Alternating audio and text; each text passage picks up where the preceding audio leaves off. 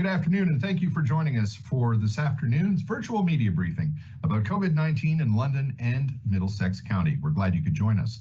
We're also glad to be joined this afternoon by the Mayor of London, Ed Holder, and the Middlesex-London Health Unit's Medical Officer of Health, Dr. Chris Mackie.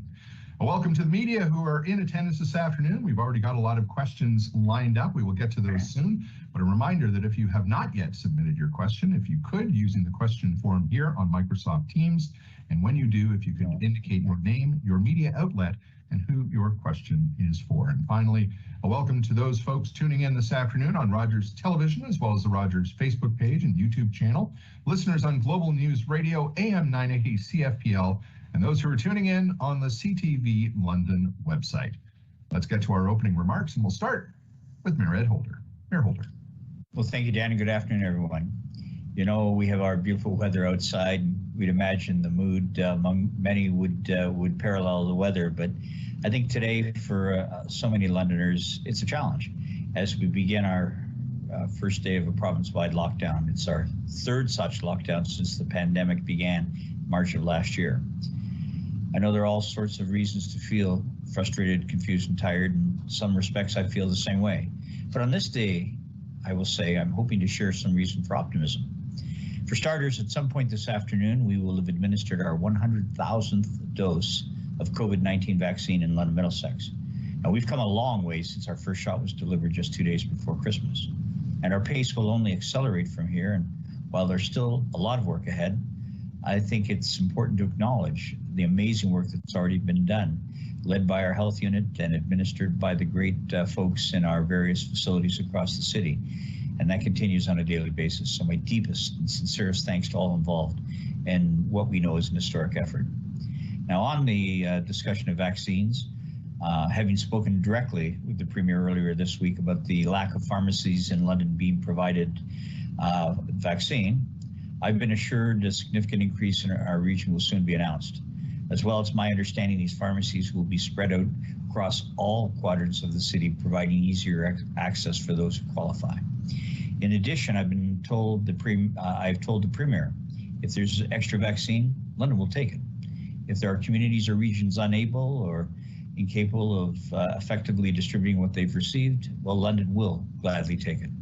We have first-class infrastructure, resources, and personnel. All we need is that greater supply. And on that note, I remain somewhat perplexed as to why London has not yet been designated a so-called hotspot by the province. It's something I plan to discuss directly with the Premier, but I will say we acknowledge that there are some exceptionally significant places that represent more than 50% of the population in the GTA. So with that, we acknowledge that for Ontario to get better, that area has to get better. It's a challenging issue for the Premier, and I appreciate working with him on this. These hotspot regions are able to significantly expand eligibility for vaccinations. And based on our numbers recently, if London Middlesex isn't considered a hotspot, I'm not sure how a designation like that might be applied. So again, I'm going to have a thoughtful discussion with the Premier. He's been exceptionally receptive to the discussions we've had to date, and I look forward to a very positive discussion with him. And lastly, to anyone who's able, despite the stay-at-home order, there's still plenty of ways to support your local business. We said it the other day, I'll say it again, please. Consider ordering online, having goods delivered to your door. You can use gift certificates you might use later.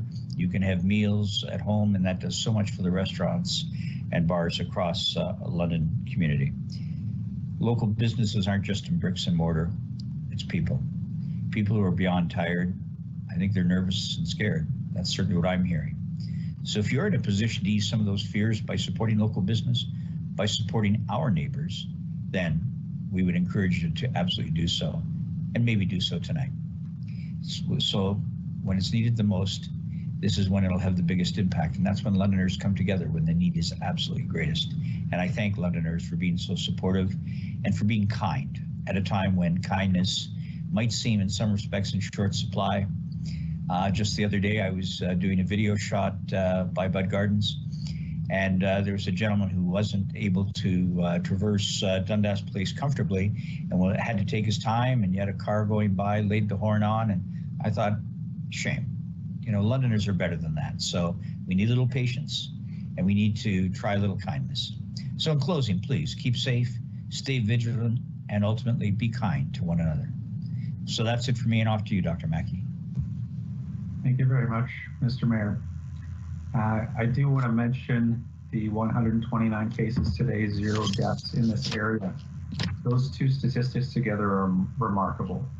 We are seeing case counts virtually as high as we've ever seen, very close to the peaks of wave 2 and accelerating upwards quickly. The death count remains very low. Hopefully that continues. We know that it will increase from the zeros that we're getting now as we go into this third wave, but we anticipate that it will increase a lot less. The right people are getting vaccinated. Londoners are getting vaccinated. People in Middlesex County are getting vaccinated, and that is making all the difference.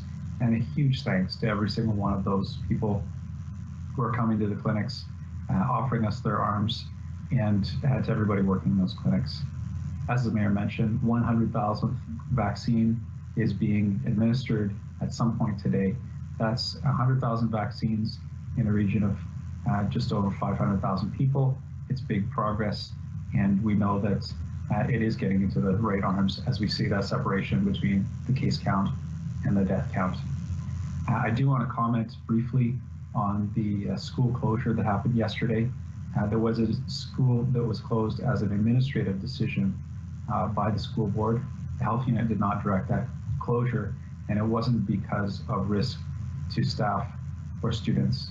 What you had is you had a number of teachers that had been in contact with a positive case that just made it difficult to operate the school. Not that they were sick, but that they had to isolate because of that contact. So obviously a concerning situation, but not one that significantly impacts our assessment of the risk in schools.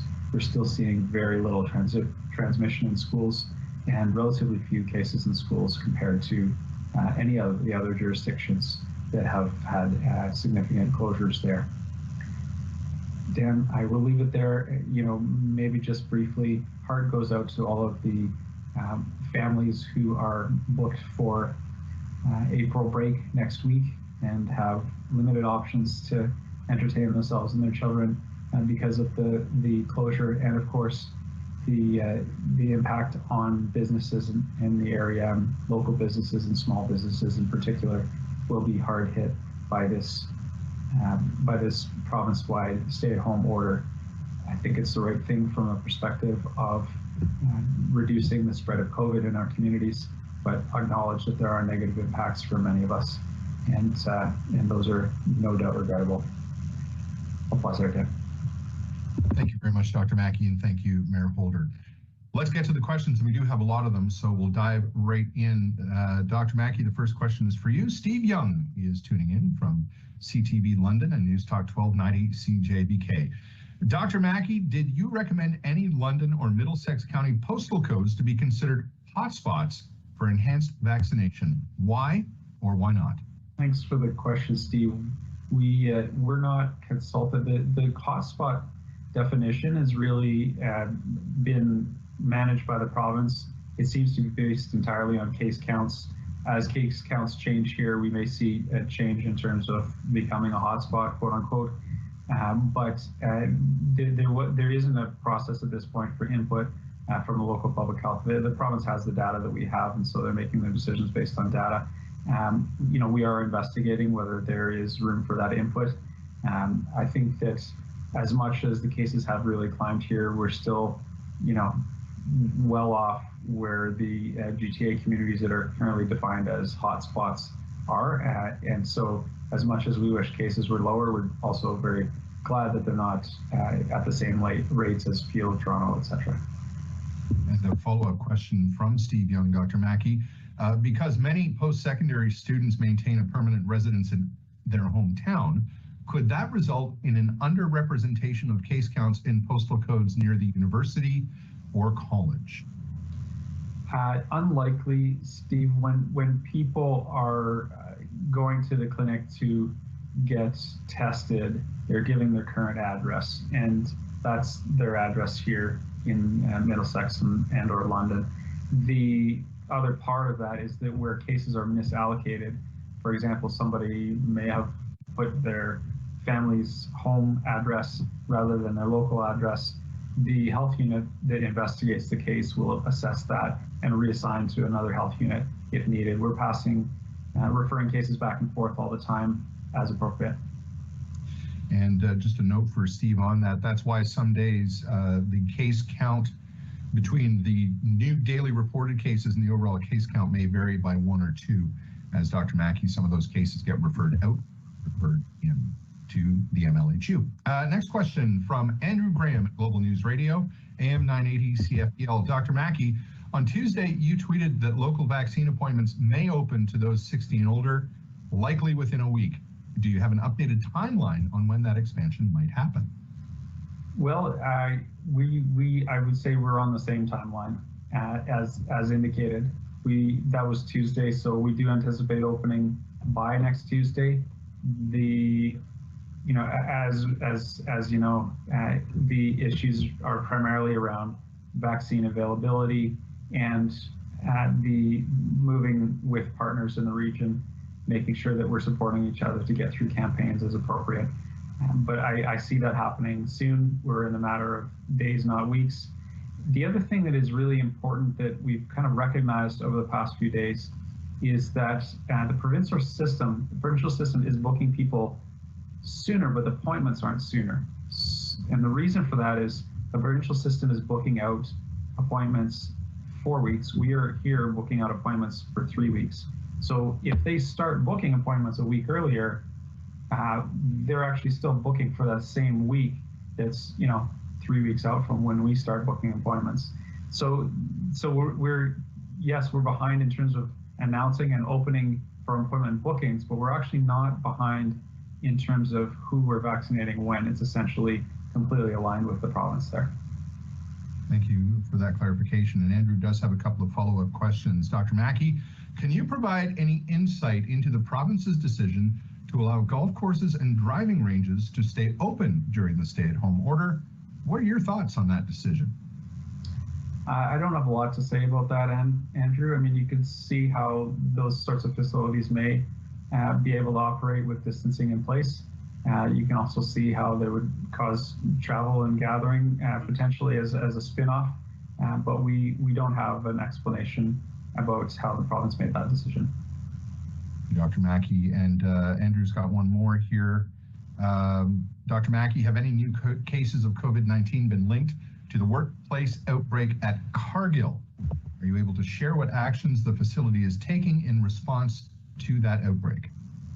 Yeah, we've been very impressed with the work at Cargill, and we have examined their policies and procedures closely.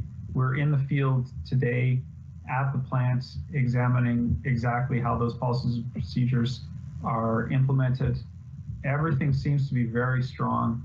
The main issue there seems to have been outside of the factory with some social gatherings. And that's a bit of a theme we've seen with various workplaces, including the hospital outbreak we had in November, December, where staff social gatherings are actually the opportunities for those sort of super spreader events, especially where there's food involved and people are not masked, food or beverage. And so those are the places where we're seeing spread, and that probably explains a lot of what's happened at the Cargill plant as well. From what we can tell in terms of the operations, this is a company that is going above and beyond to operate as safely as possible. Let's go to our next question, and it comes to us from Jane Sims at the London Free Press. Dr. Mackie, the dashboard breaks down which age groups have tested positive for variants of concern. The majority of cases are among younger people.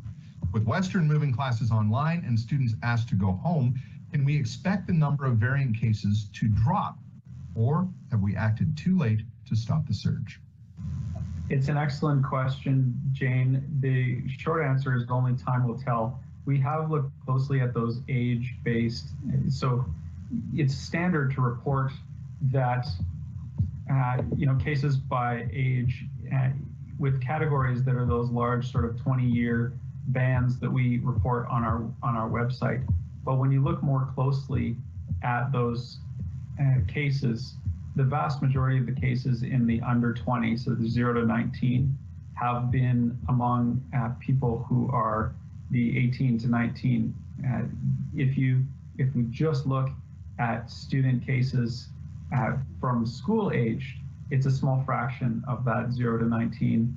And so, for example, the 18 to 22 category. So if you ignore those 20-year bands that are the standard reporting, the 18 to 22 category, even we've looked over the past 5 days again, was responsible for almost 50% of the cases over the last 5 days.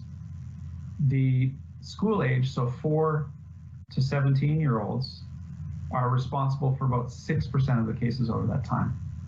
So, you know, it's a much larger age group from 4 to 17, you know, more than twice as many people in that group, and yet they're responsible for 6 versus 50% of those cases.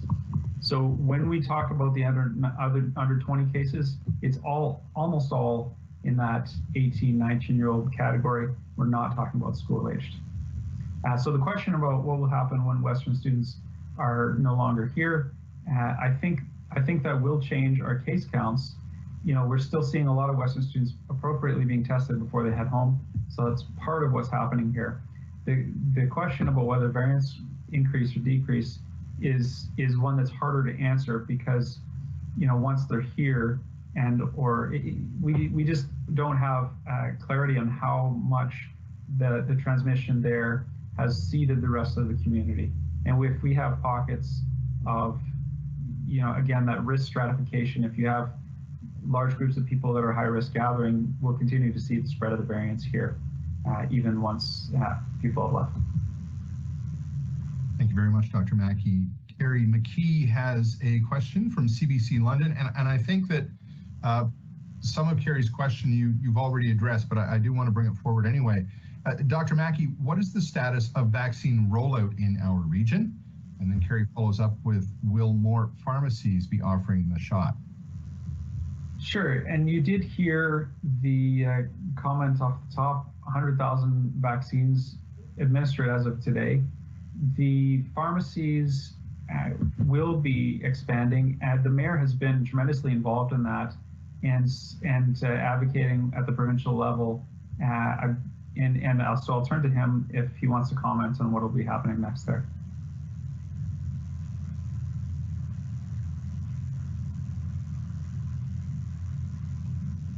Thanks, Dr. Mackie. Happy to respond as well. When I spoke with the Premier about the issue of pharmacies in London and just did the basic math with 2 pharmacies in London, not dissimilar to Ingersoll, not dissimilar to St. Thomas, not dissimilar to Chatham. And when you look at our population, it seemed clear 2 things. Number one, we needed more, and that we needed them spread across the city to cover all quadrants. The Premier was exceptionally receptive to that, and I give him full marks for his determination to fix it, as he said to me. And so I'm optimistic that within the next number of days, that there should be some announcements about an significantly increased number of pharmacies opened up across the city to be able to support the needs of our citizens. Thank you, Mayor Holder. Thank you, Dr. Mackie. The next question is a follow-up from Dane Sims, and actually it kind of touches on what we're talking about right now. Dr. Mackie and Mayor Holder, the Premier vowed yesterday to act fast in areas with growing caseloads now that we are firmly in the 3rd wave. Given the growing crisis here in Middlesex-London, has there been any signal from the province to acknowledge our rapidly deteriorating situation? Should we be declared a hotspot? I appreciate the question, Jane, and I think I'll screen share to give you part of the answer here. I'm going to a website here that is just uploads all of the provincial data, and so this is a website managed by the province of Ontario. So you've got COVID-19 Ontario.ca/data, and this is publicly accessible. Anybody can look at this. And what you've got here, among the other great data that you have, so there's things like a map. You can see darker in GTA, but we're getting there. And then if you look more specifically at cases per 100,000, and you can compare whatever communities you want. So here I've included Middlesex-London, Peel and Toronto, and then Ottawa and Hamilton, which are sort of more similar in terms of size and geography to our community. Middlesex-London is the purple here, and you can see that. Let me just take Ottawa and Peel out Ottawa and Hamilton out for a moment to give a little bit of clarity on why I'm comfortable with not being declared a hotspot. So purple is Middlesex-London, pink and green are cases per 100,000 in Peel and Toronto. We're at 25 now, 27 here. They're at 34, 46. It's substantially higher in those GTA communities. Are we getting there? We touched a few days ago, but on average over the last couple of weeks, much, much lower. So I'm comfortable with not being called a hotspot, recognizing that there are other spots that are hotter. Will we get there? That may be. And if you look at, let's include Hamilton here, similar size. Let's include Waterloo. And then if you're using this, you have to go back to cases per 100,000. It automatically defaults to the number of cases. But, we're still a purple. Those other communities, which we were tracking, 2-3 weeks ago closely with, they're now significantly lower. So it's a sign that things are accelerating here. Now, again, we are more influenced because of their relative size in our community by the Western students and the high amount of testing there as people go back to their home communities. So that could be more of a factor here that abates, but that, it will be very interesting to see over the next couple of weeks. And then again, we have been consistently principled through this. We absolutely want to advocate to make sure that our community gets appropriate resources. We're not going to try and take resources away from communities that are harder hit. And that's been a principle I think has been really important for all of us and for all of our communities through all of this. It's that principle of solidarity. We're in this together. We're going to get through this together. The more we, prevent cases in Toronto, Peel, and elsewhere, the less spread we'll have from there to here. It helps us all. So that's where I'm on that, Jane. Mayor Holder, would you have any comments you'd like to add? Thanks, Dan, and Jane, thanks for that question. I said in my earlier comments, I made reference to Toronto and Peel as the most significant places that truly warrant attention, and I get that. If we don't solve that challenge, then that challenge expands out. Here's my concern. The way our numbers have been trending, they are not looking good. I have to and will always defer to the medical officer of health when it comes to ultimately to the science and the numbers behind decisions that are made. I will add, though, that Hamilton is deemed a hotspot, and their numbers are comparable to ours. And with our trends, I'm terribly concerned, which is why I know the health unit, and I know the Premier is looking very carefully at London Middlesex as well. And that will be part of the discussion that we have. If we keep the spotlight on London, then I think should it be required, my sense is that we will be designated such. And again, why do we want that? We don't want it because of the obvious, which is that our numbers are increasing, and that's never a good thing. But to the extent that extra vaccination doses will become available to designated hotspots, that's where my attention lies on this. So the dialogues I've had with the Premier on these issues around COVID have been pretty candid and well received. And my sense is that as our numbers go, so will the discussion that we have. But are we terribly concerned? I'm sure I can speak for everyone on the call when I say we're all terribly concerned. And it's my hope that if we do the things that we all know we need to do, that we could prevent. But do I think we're at a point where we're perilously close to that designation? I really believe that. But I hope that the community's actions, as well as the numbers that would be represented by that, provide provide us to the point where we don't have to have that discussion. But I'm certainly putting it on his radar that we are quite concerned.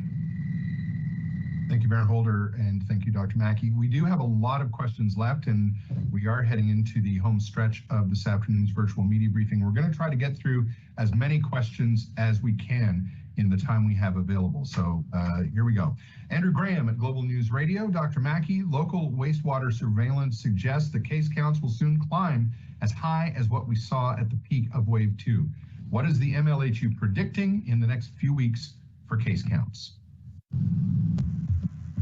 Well, Andrew, if we knew where things were going, it would be a lot easier. We do, I mean, even if the lockdown measures work perfectly, we won't see the effects of that for at least 2 weeks. So there's no sense that we'll be out of this anytime in the very short term.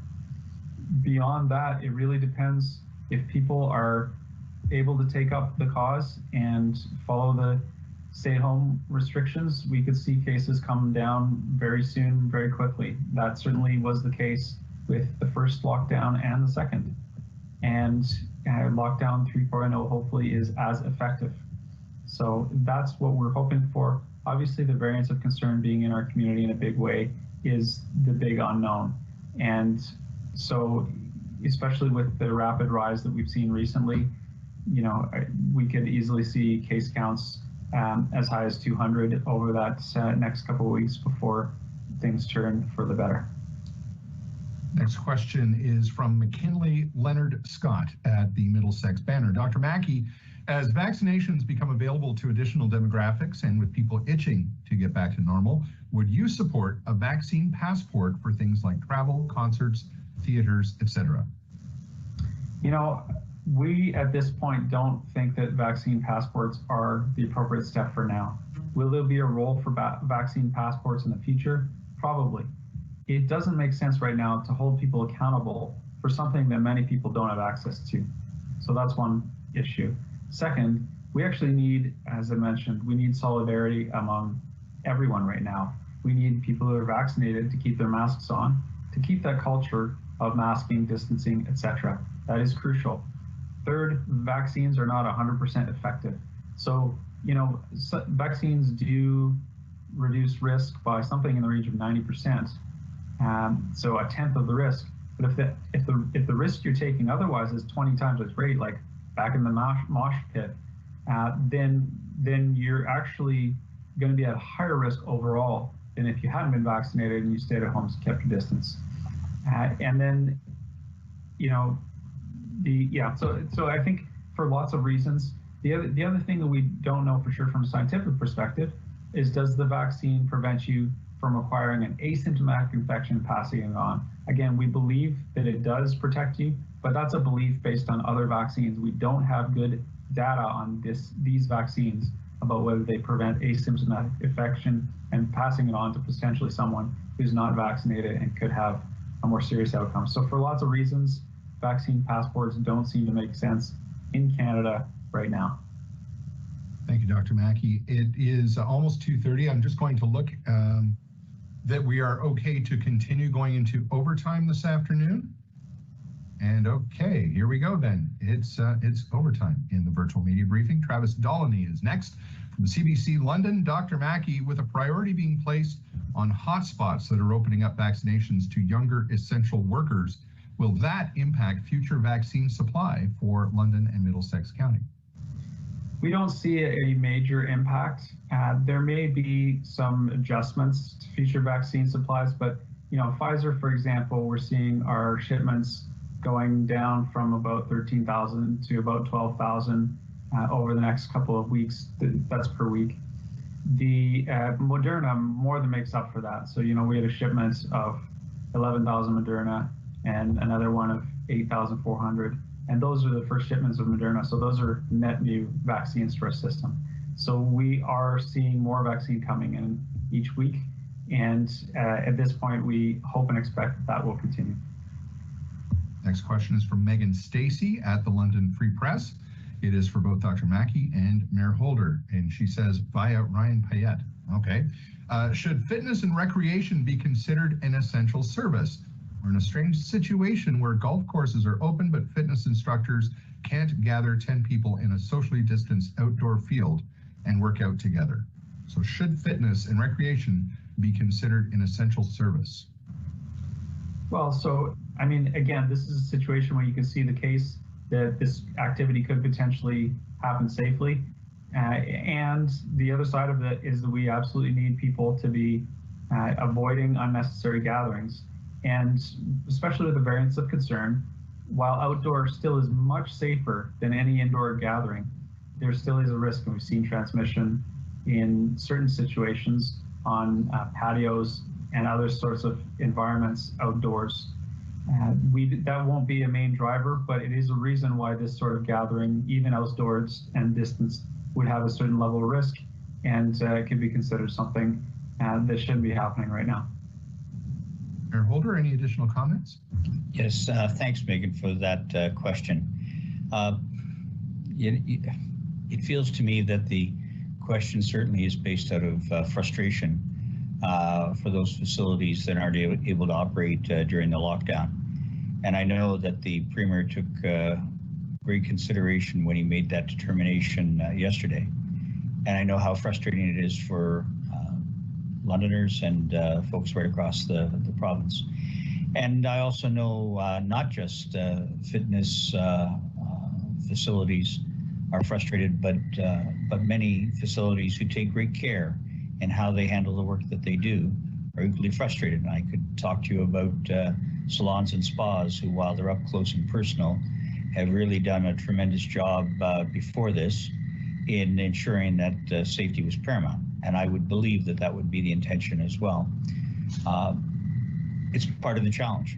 I think with the golf courses, you get certainly for those who golf, it's 4 people and taking their own carts, who are able to practice probably more easily self-distancing. And again, we're talking about the outdoors. I will defer to the medical officer of health, and I would say to you as well, in terms of this decision, the provincial medical officer of health, who confers daily with the Premier in terms of the right actions, and they felt that it was the appropriate course of action at this time.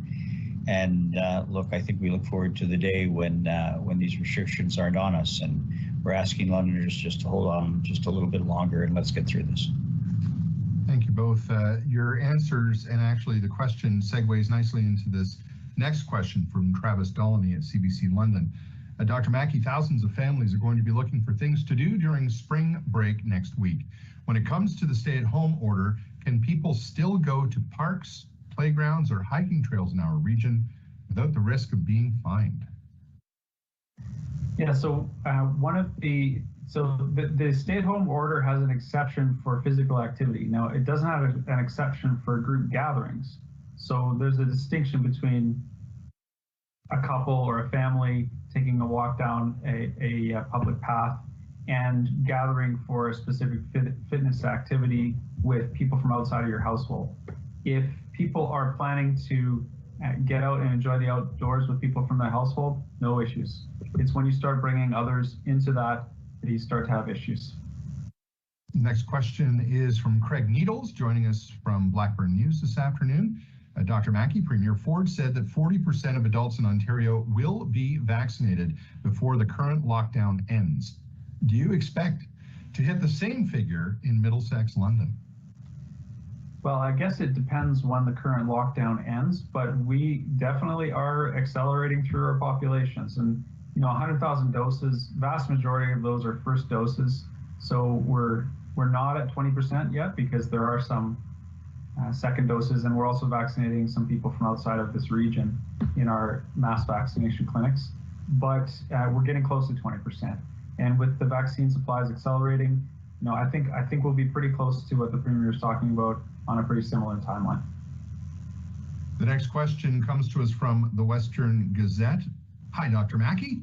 Are there any new cases linked to Western's outbreaks in residence and off campus? Do students still make up around 15 to 20% of the city's active cases? Yeah, it's higher than that in terms of the cases of that student age population. And in terms of the Western outbreaks, our plan is to update those case counts regularly on Mondays. So we'll have more numbers for you then. The next question is from Matthew Trevithick at Global News Radio, AM 980 CFPL. Dr. Mackie, would the Middlesex-London Health Unit be willing to report cases on the dashboard for ages 0 to 9 and 10 to 19 separately to provide a better breakdown, given so many cases from the 0 to 19 crowd are of post-secondary age? Yeah, I appreciate the question, and it's part of what I talked a bit about earlier. We're not going to do that on the dashboard, and that's primarily due to privacy concerns, especially around minors. We always take extra attention for privacy there, and what we can't have is people, accidentally figuring out for one reason or another that there is somebody of a certain age in their community that's gotten sick. And occasionally we have to share information like cases in the school that have the risk of revealing that information, but we only do so where there's a really good public health reason to do so. I'm just bringing up now some data that we've recently looked at that is related to this. So as I mentioned, 50% of our cases for the last couple of days are in the 18 to 22 age group. 17 and younger, all the way down to 0, only 6% of our cases over that same time period. So almost all of the under 20s are cases that are in that 18, 19-year-old group. I hope that is helpful in terms of trying to understand the situation. And we'll look at whether there's another way of reporting that on the dashboard that might be more informative. But we are just very cautious around the privacy of minors. The next question is from Jane Sims, and this question is for, I'm guessing, Mayor Holder or Dr. Mackie.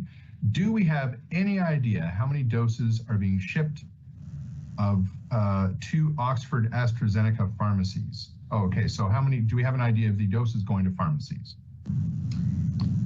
So I'm not sure if the mayor has better information than I do. What I know is that we're getting about first shipment of AstraZeneca was 4,700. Those are actually going out to primary care, 5 clinics today and 2 more in the next week or so. So those clinics will likely start vaccinating either today or tomorrow.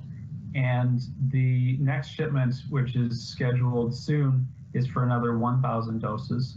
The other thing we know is about 80% of doses are meant to go to pharmacies. That's across of AstraZeneca, and that's across the province. So, probably not that it's, so 80% is 4 times 20%. Probably not that the local 2 pharmacies are getting that, what would that be?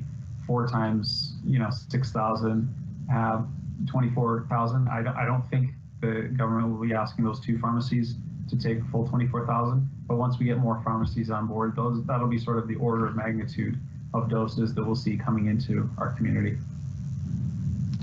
And that's the point that I would add, is that as more pharmacies come into our system here in London and Middlesex, that I think the ability to accommodate the greater vaccine availability will be the key to this.